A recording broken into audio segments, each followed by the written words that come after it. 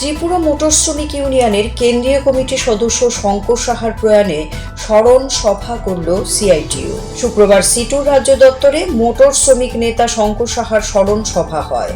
তাতে উপস্থিত ছিলেন সিটুর রাজ্য সভাপতি তথা প্রাক্তন মন্ত্রী মানিক দে, রাজ্য সম্পাদক তথা প্রাক্তন সাংসদ শঙ্কর প্রসাদ দত্ত, অমল চক্রবর্তী সহ সংগঠনের অন্যান্য নেতৃত্ব।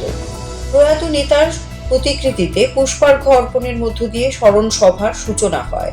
বক্তাদের প্রত্যেকেই প্রয়াত নেতার কর্মজীবনের স্মৃতিচারণ করে বক্তব্য রাখেন। শঙ্কর সাহা মোটর শ্রমিক সংগঠনের পাশাপাশি গণতান্ত্রিক আন্দোলনেও নিজেকে নিয়োজিত করেছিলেন। দল এবং সংগঠনের প্রতি ওনার আদর্শে অনুপ্রাণিত হয়ে যেন সবাই তার কাজ করেন সেই আহ্বান রাখেন তারা। বর্তমান সময়ে পরিবহন সেক্টর সবচাইতে বেশি আক্রান্ত, তাই এই সংগঠনকে আগের মতো মহিমায় নিয়ে যাওয়ার আহ্বান জানান তারা।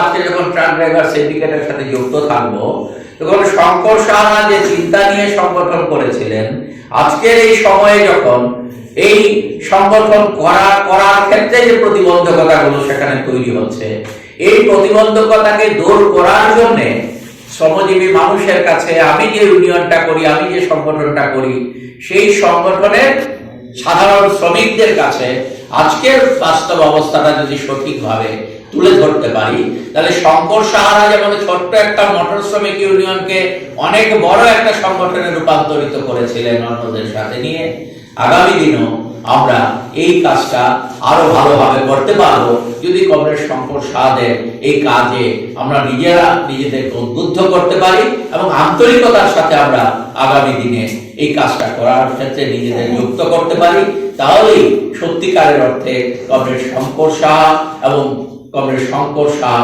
যে চিন্তা, যে ভাবনা, যে ইউনিয়ন, যে সংগঠনের সাথে যুক্ত ছিলেন, তার প্রতি আমরা আমাদের দায়িত্ব পালন করতে পারি।